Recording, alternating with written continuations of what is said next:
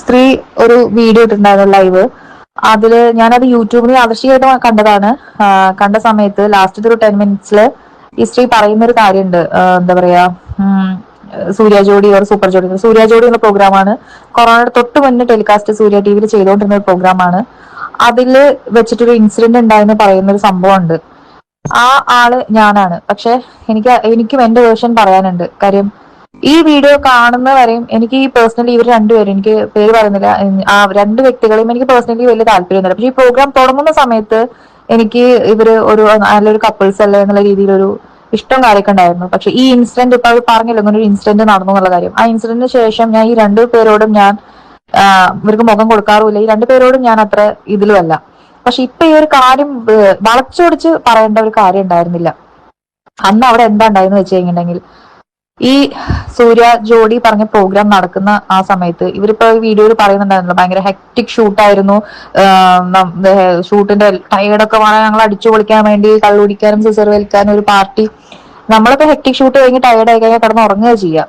Okay, ഇവരങ്ങനെ ആയിരിക്കില്ലായിരിക്കാം. പക്ഷെ ഇവർ ഈ പാർട്ടി നടത്തി പറയുന്നുണ്ടല്ലോ, ഈ പാർട്ടി നടത്തിയത് ഞങ്ങളുടെ റൂമിൽ വെച്ചിട്ട്, എന്റെ റൂമിൽ വെച്ചിട്ട്. ഞാനും ഞങ്ങൾ ചെന്നൈയിലായിരുന്നു താമസം. മീൻസ് ഈ ഷൂട്ട് സൺ ടിവിയുടെ ഫ്ലോറിലായിരുന്നു. അപ്പൊ ചെന്നൈ ആയിരുന്നു ഞങ്ങൾക്ക് സ്റ്റുഡിയോന്റെ അടുത്ത് തന്നെയായിരുന്നു ഒരു ഹോട്ടലിൽ ഉണ്ടായിരുന്നത്. അപ്പോ ആ സമയത്ത് ഒരു റൂം രണ്ടുപേര് ഷെയർ ചെയ്യണം. എല്ലാവരും ഒന്നും വേണ്ട. അപ്പൊ അതിൽ ബാക്കിയുള്ള കുറെ ആർട്ടിസ്റ്റുകൾ, ഞാൻ ആരുടെയും പേര് എടുത്തെടുത്ത് പറയുന്നില്ല. അറിയാതെ എന്റെ വായിന്ന് പേര് വന്നാലും അത് ഒന്ന് പറ്റുമെങ്കിൽ ഒന്ന് ഹൈഡ് ചെയ്തോളൂ. കാര്യം ചിലപ്പോൾ വായിൽ അറിയാതെ വന്നു പോകാമായിരിക്കാം അതിലുള്ള ആൾക്കാരുടെ എന്തെങ്കിലുമൊക്കെ. അപ്പൊ അതിൽ ചില ആൾക്കാർ സീനിയർ, ഇത് ഒരുവിധം എല്ലാവരും അതിലൊക്കെ നമുക്ക് കണ്ടുപരിചയ. അതായത് ഇപ്പൊ ഞാനും കുറച്ചു പേര് മാത്രമേ ഉള്ളൂ പുതിയൊരു ആൾക്കാർ എന്നുള്ള രീതിയിൽ വന്നിട്ടുണ്ടായിരുന്നത്.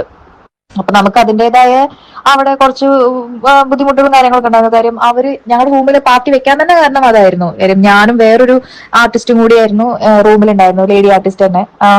അപ്പോ ഞങ്ങളുടെ റൂം വെച്ചാൽ ടിൻ ബെഡ് ഉണ്ടായില്ലേ, ഒരു ബെഡ് അപ്പുറത്ത്, നടുക്കിലൊരു ടേബിൾ ഇപ്പുറത്ത്, അങ്ങനെ ഞങ്ങൾക്ക് അങ്ങനെയായിരുന്നു റൂം ഷെയർ ചെയ്യാൻ വേണ്ടിയിട്ടുണ്ടായിരുന്നത്.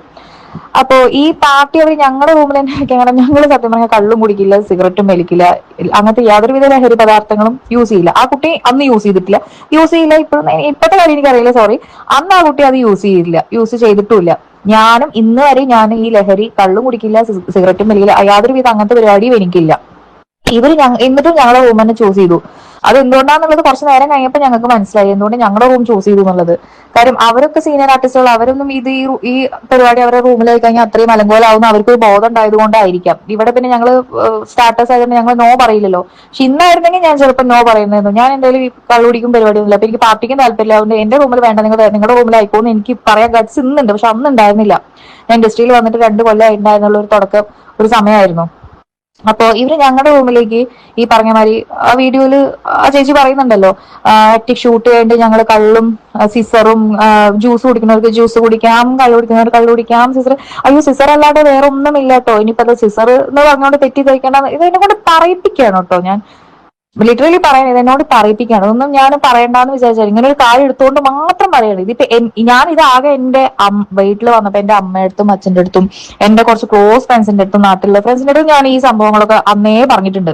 അതിനുശേഷം ഇവര് ബിഗ് ബോസിൽ വന്നതിന് ശേഷം നമ്മളിങ്ങനെ പറയുമല്ലോ, ഇവരെന്നോട് ഇങ്ങനെ പെരുമാറിയിട്ടുണ്ട്, ഇവർ ഇങ്ങനെയൊക്കെ ചെയ്തിട്ടുണ്ട്. അതല്ലാതെ ഇന്നേ വരെ ഞാൻ വേറൊരാളടുത്ത് ഞാൻ പറയേണ്ടി വന്നായിരുന്നില്ല. ഇന്നലെ ഈ ലൈവ് കണ്ടതെന്ന് മാത്രമേ പറയുന്നത്. ഞാൻ അവിടെ എന്റെ ബെഡില് പുതപ്പിന്റെ ഉള്ളിൽ ഞാൻ ഇരിക്കുന്നു.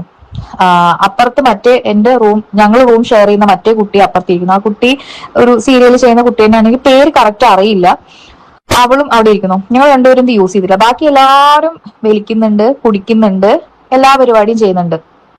അപ്പോ ഇതില് ഇപ്പൊ സിസർ മാത്രം ഞങ്ങൾ തെറ്റിദ്ധരിക്കാണ്ടെന്ന് എടുത്ത് പറയുമ്പോൾ ആ ചേച്ചി സത്യം, അങ്ങനെ എല്ലാം പറയുമ്പോൾ സത്യങ്ങൾ മാത്രം പറയുന്ന വ്യക്തിയാണെങ്കിൽ സത്യം കൂടി പറയണം. സിസർ മാത്രമല്ല അവിടെ വിളിച്ചിട്ടുണ്ടായിരുന്നു. ഇവർ ഈ സിസറിന്റെ അകത്ത് ഒരു കറുത്ത ഒരു ഗുളിക പോലത്തെ ഒരു സാധനം, ഞാൻ എന്റെ വീട്ടിൽ വന്നിട്ട് ഞാനത് പറയുകയും ചെയ്തായിരുന്നു.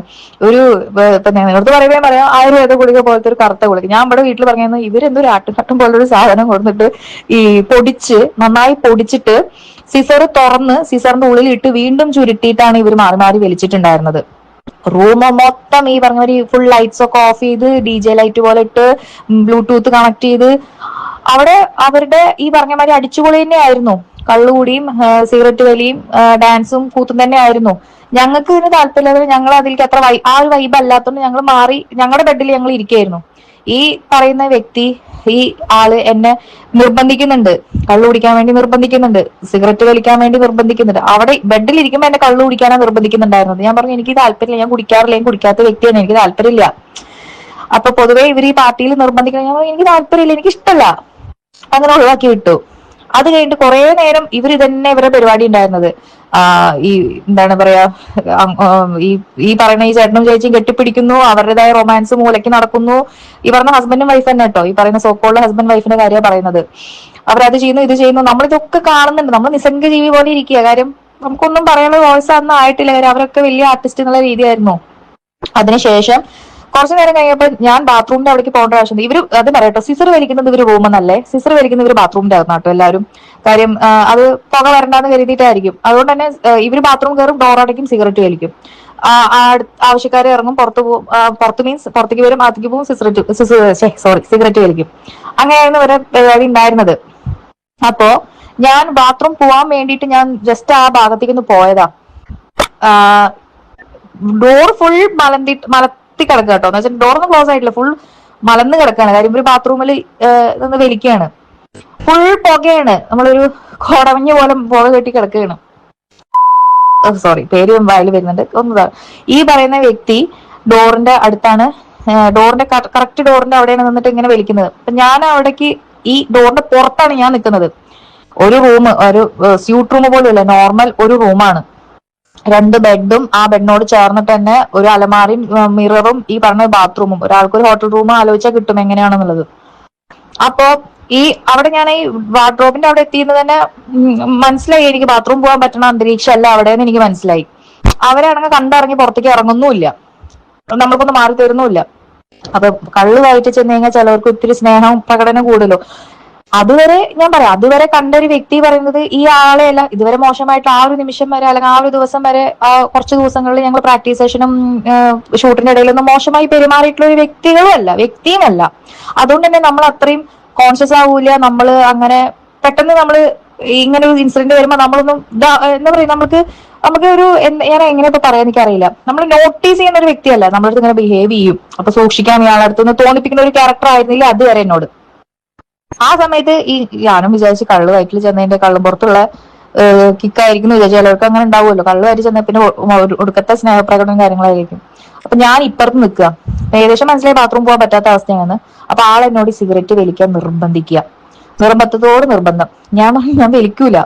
എന്നെ അറിയുന്ന എന്റെ ഇതുവരെയുള്ള എന്റെ ലൈഫിൽ ഭാഗമായിട്ടുള്ള എല്ലാവർക്കും അറിയാം, ഇപ്പൊ എന്റെ കൂടെ ഉള്ളവർക്കും അറിയാം, ഞാൻ കള്ളും കുടിക്കില്ല, ഞാൻ സിഗരറ്റും വലിക്കില്ല, യാതൊരുവിധ ലഹരി പദാർത്ഥങ്ങളും എന്റെ ലൈഫിലില്ല. ആ കുറച്ച് ഭക്ഷണം കഴിക്കുന്ന ഒരു ഹാബിറ്റ് എനിക്കുള്ളൂ. ആ ഒരു ഇതല്ലാതെ അങ്ങനത്തെ ഒരു പ്രശ്നമല്ലാണ്ട് അത് അത്രയും അങ്ങനെ ഫുഡ് ഭയങ്കര എക്സ്പ്ലോർ ചെയ്യുന്ന ആളും അല്ല. ഇഷ്ടമുള്ള സാധനങ്ങൾ ഒത്തിരി കഴിക്കും. ആ ഒരു ഇത് എനിക്ക് ഒരു കുറവ് എന്റേതായിട്ടുള്ള എനിക്ക് തോന്നിയിട്ടുള്ളൂ. വേറെ യാതൊരുവിധ മോശമായിട്ടുള്ള ഒരു കൂട്ടുകെട്ടിലേക്കോ മോശമായിട്ടുള്ള ഒരു സാധനത്തിലേക്കോ ഞാൻ പോവാത്തൊരു വ്യക്തിയാണ്. അത് എവിടെ വേണമെങ്കിലും എനിക്ക് ആരുടെ മുന്നിൽ വേണമെങ്കിലും ഞെളിങ്ങി നിന്നിട്ട് പറയാം. അപ്പൊ ഇങ്ങനെ ആളെന്നെ നിർബന്ധിച്ചപ്പോ ഞാൻ ഇത് ഇതാക്കിയില്ല, അതിന് എനിക്ക് താല്പര്യമില്ല പറഞ്ഞു. അപ്പൊ ആളെന്റെ ഈ ഇരിക്കുമ്പോ തന്നെ നേരെ ആ ബെഡില് ഈ ചേച്ചിയും ഇരിക്കുന്നുണ്ട്, മറ്റു രണ്ടുപേരും പേർക്ക് പറയാൻ പറയാതെ പ്രശ്നമില്ല, ദീപ്തി കല്യാണിയും ഹരിണി. അവർ രണ്ടുപേരും ഒരു ട്രാൻസ്ജെൻഡേഴ്സ് ആയിട്ടുള്ള ഒരു ടീം എന്നുള്ള രീതിയിൽ ഗ്രൂപ്പ് ഒരു കണ്ടസ്റ്റൻസ് എന്ന രീതിയിൽ പ്രതിനിധീകരിച്ചിട്ട് അവരുമായിരുന്നു. അപ്പൊ ഇവരും അവരെ ഹരിണി ചന്ദനയും ദീപ്തി കല്യാണി, അപ്പൊ അവരും അവിടെ ഇരിക്കുന്നുണ്ട്. ഇവരിതെല്ലാം കാണുന്നുണ്ട്.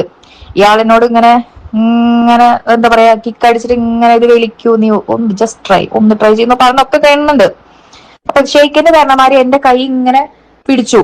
നമ്മള് കാഷ്വലി നമ്മുടെ കൈ ഇങ്ങനെ പിടിക്കില്ലേ ഷെയ്ക്കിന്റെ, അങ്ങനെ പിടിച്ചിട്ട് എനിക്ക് പോലും റിയാക്ട് ചെയ്യാൻ പറ്റിയില്ല. ഇത് വലിക്കാൻ വേണ്ടി എന്റെ കൈ തരാനുള്ള ഒരു അറ്റംപ്റ്റ് ആണ് ചെയ്യുന്നത്. അങ്ങനെ ആള് ആ കൈ കൊണ്ടിട്ട് എന്റെ വിരല്, കൈത്തണ്ട നമ്മൾ വിരല് പറയില്ല, ആ ഭാഗത്തേക്ക് ആള് ചുണ്ടിനെ അടുപ്പിച്ചൊരു കിസ്. ഞാൻ ആകെ പാനിക്കായി പോയി. എനിക്ക് അന്ന് ഇത് ഇപ്പൊ പറയല്ലോ, ഇപ്പൊ ഇന്നത്തെ ഏജ് അല്ല എന്റെ അന്നത്തെ ഏജ്. അന്നാണെങ്കിൽ ഞാൻ ഇൻഡസ്ട്രിയിൽ വന്നിട്ട് 2 കൊല്ലമായിട്ടുള്ളൂ. യാതൊരുവിധ എനിക്ക് ഈ പറഞ്ഞ വരെ എക്സ്പീരിയൻസോ, നമ്മൾ ഒന്ന് പതറി പോവാ പറയില്ലേ. ഇന്നാണെങ്കിൽ എനിക്കത് കൈകാര്യം ചെയ്യാൻ അറിയാം.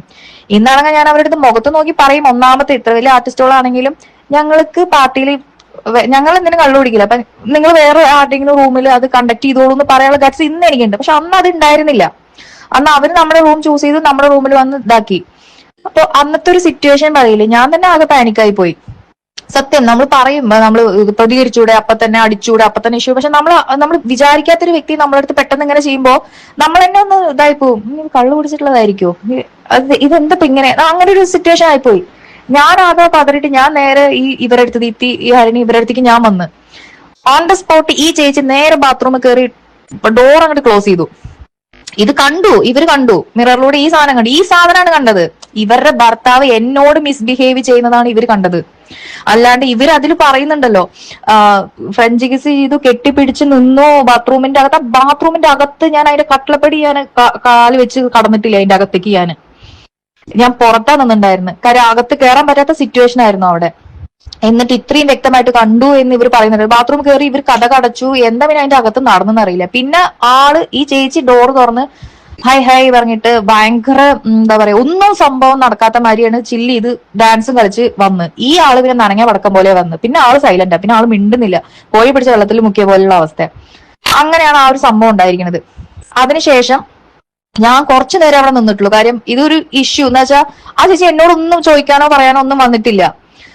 എന്ന് വെച്ചാൽ ഇതിപ്പോ ഞാൻ അതിന്റെ പാർട്ടാണെന്നുണ്ടെങ്കിൽ, ഞാൻ അങ്ങനെ ലിപ് ലോക്ക് ചെയ്യുന്നത്, ഫ്രഞ്ച് കിസ് ചെയ്യുന്നത് കണ്ടിട്ടുണ്ടെന്നുണ്ടെങ്കിൽ, ആ ചേച്ചി എന്നെ ആദ്യം നീ എന്താടി നീ എന്റെ ഭർത്താവും ചെയ്യുന്നതെന്ന് ചോദിക്കണ്ടേ? അതെന്തുകൊണ്ട് ആ ചേച്ചി ചോദിച്ചില്ല? ആ ചേച്ചി കണ്ടത് അതല്ല, അവിടെ നടന്നതും അതല്ല. ഈ ഭർത്താവ് എന്നോട് മിസ്ബിഹേവ് ചെയ്യുന്നത്, ഭർത്താവിന് വേണ്ട അമേദ്യം ആള് ബാത്റൂമിൽ കയറി കൊടുത്തു.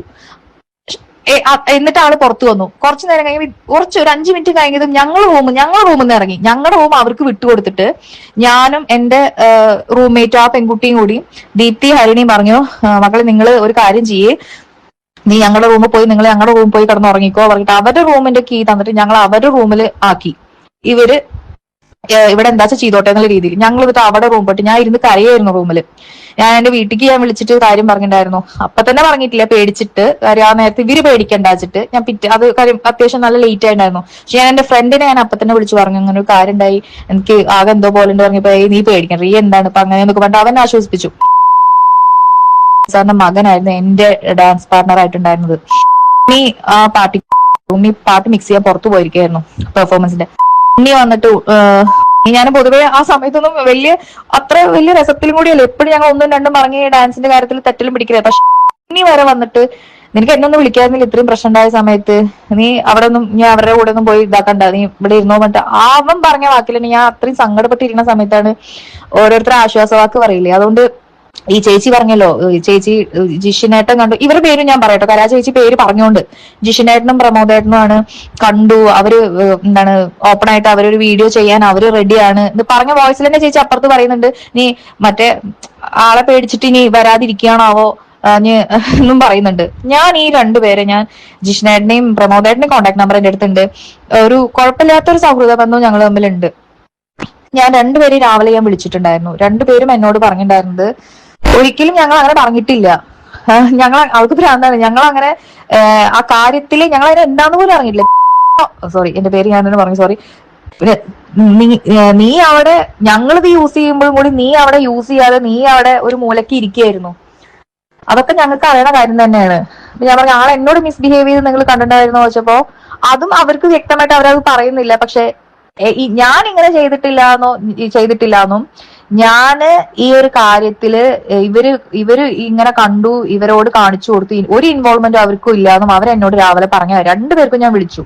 എന്റെ ഷോ കോർഡിനേറ്റർ അന്നുണ്ടായിരുന്ന ആ ചേട്ടനെ ഞാൻ വിളിച്ചിട്ട് ഞാൻ കാര്യങ്ങൾ പറഞ്ഞു. ഇങ്ങനെ പറഞ്ഞു, വെറുതെ എന്നെ ഡ്രാഗ് ചെയ്തിട്ടുണ്ട്, എന്റെ പേര് പറഞ്ഞിട്ടില്ല എന്നേ ഉള്ളൂ, പക്ഷെ എന്നെ ഡ്രാഗ് ചെയ്തിടുന്നുണ്ട്, ഇത് വളരെ ചീപ്പായിട്ടുള്ള കാര്യമാണ്. ആ ചേച്ചിയുടെ ഭർത്താവിനോട് പേഴ്സണൽ ഗ്രഡ്ജ് ഉണ്ടെങ്കിൽ അത് അങ്ങനെ തീർക്കണം.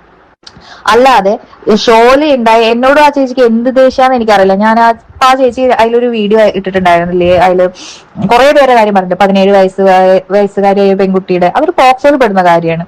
ആ ചേച്ചിക്ക് തെളിവുണ്ട് പറയുന്നു. ബിഗ് ബോസ് കണ്ടസ്റ്റന്റ് ആയിട്ടുള്ളവരായിട്ട് ബാംഗ്ലൂർ പോയി സംഭവം എന്തൊക്കെയാ ഉണ്ടായിരുന്നു അത് പറയുന്നുണ്ട്. മൂന്നാമത്തെ ഒരു ആയുർവേദ ഡോക്ടർ, നാലാമത്തെ മറ്റേ ഇപ്പത്തെ ഇഷ്യൂവിൽ വന്ന പെണ്ണ്, അഞ്ചാമത്തെ ടോപ്പിക്കാണ് സൂര്യ ജോഡി പറഞ്ഞിട്ട് എന്റെ കാര്യം പറയുന്നത്. ഞാൻ മറ്റേ കാര്യങ്ങൾ അത്രയും കേട്ടിട്ട് ഞാൻ വിശ്വസിച്ചിങ്ങനെ വന്നു, അയ്യോ ഈ ചേച്ചി ഇത്രയും സഹിച്ചിട്ടാണോ എന്നത് എന്തായാലും പറഞ്ഞു വരുമ്പോഴാണ് ഇതേ കിടക്കണം എന്റെ കാര്യം. അതോടുകൂടി മറ്റേന്റെ ക്രെഡിബിലിറ്റി വരെ പോയി. സത്യത്തില് മറ്റേത് വരെ എനിക്ക് ഈ ചേച്ചി ഇപ്പൊ എന്റെ കാര്യത്തിൽ നോണയല്ലേ പറഞ്ഞു, അപ്പൊ പിന്നെ അതും നോണയായിരിക്കും നോണയായിരിക്കും എനിക്ക് തോന്നുന്നു സത്യത്തിൽ കേട്ടോ. പേഴ്സണലി എന്റെ കാര്യം ഞാൻ പറയണേ. പിന്നെ ഈ ചേച്ചി പറയുന്നുണ്ടല്ലോ, ബിഗ് ബോസിലത്തെ കണ്ടസ്റ്റന്റിന്റെ പേര് ഞാൻ വെളിയിലിടും, അവളെ എനിക്ക് മെസ്സേജ് അയക്കണം, എന്നോട് മാപ്പ് പറയണം, അല്ലെങ്കിൽ ഞാൻ അവളുടെ പേര് വെളിയിലിടുന്നു. എന്തുകൊണ്ട് ഈ ചേച്ചിക്ക് ഞാൻ ഈ എന്താണ് വീഡിയോ കണ്ടിട്ട് ഞാൻ ആ ചേച്ചിക്ക് ഇന്ന് രാവിലെ ഞാൻ ഇൻസ്റ്റാഗ്രാമിൽ മെസ്സേജ്, ആ ചേച്ചിയുടെ നമ്പർ എന്റെ അടുത്തില്ല, ഇൻസ്റ്റയിൽ ഞാൻ മെസ്സേജ് ലെങ്തി വോയിസ് കാര്യങ്ങൾ ചേച്ചിക്ക് എന്ത് ദേഷ്യത്തിന് പുറത്തെ ചേച്ചി എന്നെ അങ്ങനെ പറയുന്നത് വേണ്ടി ഞാൻ വോയിസ് അയച്ചു. ആ ചേച്ചി എന്റെ മെസ്സേജ് കണ്ടിട്ടുണ്ടാവും, ഓഫ് കോൾ കണ്ടിട്ടുണ്ടാവും. ആ ചേച്ചി എന്തുകൊണ്ട് എനിക്ക് റിപ്ലൈ തരുന്നില്ല? അതേമാതിരി ഞങ്ങളുടെ കോർഡിനേറ്റർ, ആ വോയിസ് ഞാൻ എന്തെങ്കിലും ഇടാം, കോർഡിനേറ്റർ ആ ചേച്ചിക്ക് മെസ്സേജ് അയച്ചു, വോയിസ് മെസ്സേജ്, ആ ചേച്ചി കേട്ടു, ആ ചേച്ചി റിപ്ലൈ കൊടുക്കുന്നില്ല. പക്ഷെ നമ്മുടെ സീക്രട്ട് ഏജന്റിന്റെ അടുത്ത് ഞാൻ ഈ കാര്യം പറഞ്ഞു, ഇങ്ങനെ ഒരു ഇൻസിഡന്റ് ഉണ്ടായി, മനസ്സവാച എനിക്ക് ഈ ചേച്ചി പറഞ്ഞ കാര്യത്തിൽ യാതൊരു ബന്ധവുമില്ല, ഇങ്ങനെയാണ് ഉണ്ടായത്. ആ ഉൾട്ടയായിട്ട് ആ ചേച്ചി കുറച്ച് കാര്യങ്ങൾക്ക് ഒരു പൊലിമ കൂടാൻ വേണ്ടിയിട്ടായിരിക്കും തോന്നുന്നു. ആ ചേച്ചിക്ക് ഇത് ഇങ്ങനെ പറഞ്ഞാൽ മതി. എന്റെ ഹസ്ബൻഡ് ആള് ശരിയല്ല, ആള് മിസ്ബിഹേവ് ചെയ്തെന്ന് ഞാൻ കണ്ടിട്ടുണ്ട് ഒരു ആർട്ടിസ്റ്റായിട്ട് പറഞ്ഞാലും ഞാൻ മിണ്ടില്ലായിരുന്നു ഈ കാര്യം സംഭവം സത്യമാണ്. പക്ഷെ അവിടെ ഞാനും കൂടി ഇൻവോൾവ് ചെയ്തു പറയുമ്പോഴാണ് എനിക്ക് സങ്കടവും എനിക്ക് ദേഷ്യവും വരുന്നത്. അതുകൊണ്ട് മാത്രം ഞാൻ ഇപ്പൊ പറയേണ്ട ആവശ്യം. ഞാൻ അത് കേട്ട ഉടനെ ഞാൻ കേട്ട ഉടനെ അർദ്ധരാത്രി ഞാൻ വിളിച്ചത് മൂപ്പൻ ചേട്ടനെയാണ്, ശരത്തേട്ടനാണ്, മൂപ്പൻസ് വ്ലോഗ്. ആളടുത്ത് ഞാൻ സങ്കടം കുറെ പറഞ്ഞു. ആളെന്നോട് പറഞ്ഞു, നീ അത് പേര് പറഞ്ഞിട്ടില്ലല്ലോ, ഒഴിവാക്കിയേക്ക്. കാര്യം അവരുടെ ഒരു യൂണിവേഴ്സ്, എനിക്കും കേട്ടോ അവരുടെ യൂണിവേഴ്സിലും ഗ്രൂപ്പിലും കയറാൻ എനിക്ക് താല്പര്യമേ ഇല്ല. സായി ചേട്ടനും ഞാൻ ഇൻസ്റ്റയിൽ മെസ്സേജ് അയച്ചിട്ട് കാര്യങ്ങൾ ആളടുത്ത് ഞാൻ പറഞ്ഞപ്പോഴും ആളും എന്നോട് പറഞ്ഞത് ഈ പറഞ്ഞ മാതിരി അതിൽ എനിക്ക് എന്റേതായ കരിയറും പ്രൊഫഷണലായിട്ട് പോകാനാണ് എനിക്കിഷ്ടം. ഇവരുടെ കയറിയിട്ട് ഒരു റീച്ച് പേരൊന്നും മ്യൂട്ട് ആൾക്ക് ഞാൻ മെസ്സേജ് അയച്ചു, ഈ പറയുന്ന വ്യക്തിക്ക് ഞാൻ മെസ്സേജ് അയച്ചു. ഈ ചേച്ചിയുടെ പറയുന്ന സോക്കോൾ ഹസ്ബൻഡ് ഡിവേഴ്സ് ആയിട്ടില്ലോണ്ട് എനിക്ക് അങ്ങനെ പറയാലോ ഹസ്ബൻഡ് ആണെന്ന്. ആ വീഡിയോയിൽ പറയണ്ടല്ലോ ഡിവേഴ്സ് അല്ലാന്ന്. അപ്പൊ ഈ ഹസ്ബൻഡിന് ഞാൻ മെസ്സേജ് അയച്ചു, ഹസ്ബൻഡ് ബബ്ബ അടിക്കണം എന്നോട്, നിങ്ങൾ ഇനി രണ്ടുപേരും കൂടി റീച്ച് ഉണ്ടാക്കാനാണോ എന്ന്. എനിക്ക് അതേ പറയാം, എന്നോട് അഭിനയിക്കല്ലോ കേട്ടോ, എന്നോട് അഭിനയിക്കരുത്, നിങ്ങൾ അഭിനയിച്ചോളൂ, നിങ്ങൾ സീരിയലിൽ അഭിനയിച്ചോളൂ, പക്ഷെ എന്റെ അടുത്ത് അഭിനയിക്കരുത് പറഞ്ഞു ഞാൻ. കാര്യം എനിക്ക് ഈ റീച്ച് നിങ്ങളുടെ ഇടയിൽ കിടന്നിട്ടുള്ള ഈ സെപ്റ്റിക് ടാങ്കിൽ കിടന്നിട്ടുള്ള റീച്ച് എനിക്ക് വേണ്ട. അതേമാതിരി ഈ ചേച്ചിയാണെങ്കിലും ബിഗ് ബോസിലത്തെ ആ സ്ത്രീ മെസ്സേജ് അയച്ചില്ലെങ്കിൽ ഞാൻ എടുത്ത് വെളിയിലിടും, നിന്നെ അലക്കും എന്ന് പറയുന്നത്. ഞാൻ അയച്ച മെസ്സേജിനൊന്നും റിപ്ലൈ ഇല്ല എനിക്ക്. ആരെങ്കിലും മാനിപ്പുലേറ്റ് ചെയ്ത് പറഞ്ഞതാണോ എന്ന് അങ്ങനെ തോന്നാനും എനിക്കില്ല. കാര്യം മാനിപ്പുലേറ്റ് ചെയ്ത് പറയുന്ന രീതിയിലല്ല ആ സ്ത്രീ പറഞ്ഞു. ആ സ്ത്രീ ഞാൻ കണ്ടു. നമുക്ക് ഉറങ്ങുന്നവരെ നമുക്ക് ഉണർത്താം, ഉറക്കം നടിക്കുന്നവരെ നമുക്ക് ഉണർത്താൻ പറ്റില്ല. ഞാൻ സായിച്ചേട്ടനോട് ഞാൻ അതാ, ബ്രോനോട് ഞാൻ അതാ പറഞ്ഞത്. അപ്പം ആള് ഈ ചേച്ചിക്ക് വിളിച്ചപ്പോ ഈ ചേച്ചിക്ക് സംസാരിക്കാൻ താല്പര്യമില്ല. ഞാൻ ആ കാര്യം ആ ടോപ്പിക്ക് ഞാൻ എടുത്തിടുന്നില്ല. ഇനി അവളായിട്ട് എടുത്തിട്ട് കഴിഞ്ഞിട്ടുണ്ടെങ്കിൽ എനിക്ക് തെളിവുണ്ട്, എന്റെ കൂടെ സാക്ഷി പറയാൻ 2 ആൾക്കാരുണ്ട്, അവരെ കൊടുന്ന് പറയും പറഞ്ഞു. എനിക്കുണ്ട്. ഇതെന്താ കണ്ടത് ഈ പറഞ്ഞ ഈ 2 വ്യക്തികളാണെങ്കിൽ അതേ 2 വ്യക്തികളുടെ വോയിസ് റെക്കോർഡ് എന്റെ അടുത്തുണ്ട്. ഈ പറയുന്ന ജിഷ്ണേട്ടനാ പ്രമോദേട്ടനാണ് ഇവൾക്ക് വേണ്ടിയിട്ട് സംസാരിക്കാൻ വരുന്നുണ്ട് എന്നുണ്ടെങ്കിൽ ഈ ജിഷ്ണേട്ടനോടും പ്രമോദേട്ടനോടും ഞാൻ രാവിലെ സംസാരിച്ചതാണ്. അവര് പറയുന്ന റെക്കോർഡ് എന്റെ അടുത്തുണ്ട്. ഞങ്ങളൊന്നും കണ്ടിട്ടില്ല, ഞങ്ങൾ അങ്ങനെ ഒന്നും പറഞ്ഞിട്ടില്ല, ഞങ്ങൾ അങ്ങനെ ഒന്നും പറയാനും വരുന്നില്ല എന്ന് പറഞ്ഞിട്ട്. അതുമല്ല ഇങ്ങനെ ഈ എന്താ സംഭവം അവിടെ തക്കതായി കണ്ണുകൊണ്ട് കണ്ട വ്യക്തികളും ഉണ്ട്. ഈ പറഞ്ഞ പോലെ ദീപ്തി ആണെങ്കിലും ഹരിണി ആണെങ്കിലും മറ്റേ കുട്ടിയാണെങ്കിലും കണ്ടതാണ്. അതെക്കും കറക്റ്റ് ആയിട്ട് അറിയണതാണ് എന്താ നടന്ന കാര്യം. ഞങ്ങൾ ആ റൂമിൽ ഞാൻ വന്ന് കരങ്ങിയിരിക്കും റൂമിൽ ഒന്ന് വെറുതെ വന്ന് നോക്കി, പാർട്ടി നടക്കുന്ന റൂമിൽ. അവിടെ ലിറ്ററലി ഞാൻ പറയുകയാണെന്നുണ്ടെങ്കിൽ റൂം കിടക്കണ കോലം കാണണം. കള്ളുകുപ്പി വീണ് കിടക്കുന്നു, ഗ്ലാസ് പൊട്ടിക്കിടക്കുന്നു, ഒരു ചായക്കപ്പ് പൊട്ടി, മറ്റേ വെള്ളം കുടിക്കുന്ന 2 ഗ്ലാസ് പൊട്ടിക്കിടക്കുന്നു. പിന്നെ ബാത്റൂം ആണെന്നുണ്ടെങ്കിൽ മൊത്തം പുക. അവിടെ എന്താ പറയാ, പൂരം കഴിഞ്ഞ പൂരപ്പറമ്പ് പോലെ കിടന്നിട്ടുണ്ടായിരുന്നു ഞങ്ങളുടെ റൂം. ഞാനും മറ്റേ കൊച്ചും കൂടി രാവിലെ പോയ സമയം റൂമിൽ കയറുമ്പോ ഞങ്ങള് ഒന്നാമത് തമിഴ്നാട് ഞങ്ങളതൊരു പറയും ചെയ്തു. ഈ ഹോട്ടലത്തെ ആൾക്കാർ ഞങ്ങൾ ഈ കീ കൊണ്ടേ കൊടുത്തിട്ട് റൂം ക്ലീൻ ചെയ്യണം പറയുമ്പോൾ ഞങ്ങള് ഈ മലയാളീസ് ഇങ്ങനെയാണോ എന്ന് തെറ്റിദ്ധരിക്കില്ലേ. നമുക്കൊരു നടക്കടാ കീ കൊണ്ടേ കൊടുക്കുമ്പോ റൂം സർവീസിന്റെ അടുത്ത് റൂം സർവീസ് ചെയ്യണം എന്ന് പറയാൻ വേണ്ടിയിട്ട്. കാര്യം ഞങ്ങളുടെ റൂമാണല്ലോ, ഞങ്ങളല്ല അത് ചെയ്തു വെച്ചത്, പക്ഷെ ഞങ്ങളുടെ റൂമാണല്ലോ. അവര് വിചാരിക്കുക ഈ 2 പെണ്ണുങ്ങളാണ് ഈ കൂത്താടിയെന്നല്ല വിചാരിക്കുക.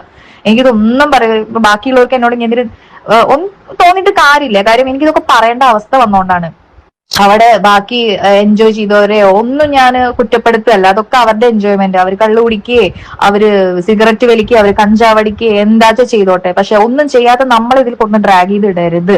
അത് ഈ ചേച്ചിയായിട്ട് ഇപ്പൊ ഇത് വലിച്ചു വാരി എന്റെ വായിൽ നിന്ന് പറയിപ്പിച്ചതാണ്. ഞാൻ വേറെ ആരും ഒന്നും ബ്ലെയിം ചെയ്യാനോ ഒരു കാര്യത്തിലും വരില്ല. അന്ന് അവിടെ നടന്ന സംഭവം പറയുമ്പോ എനിക്ക് എല്ലാതും പറയണം. അല്ലാന്നുണ്ടെങ്കിൽ ഞാൻ ഒന്നുമല്ല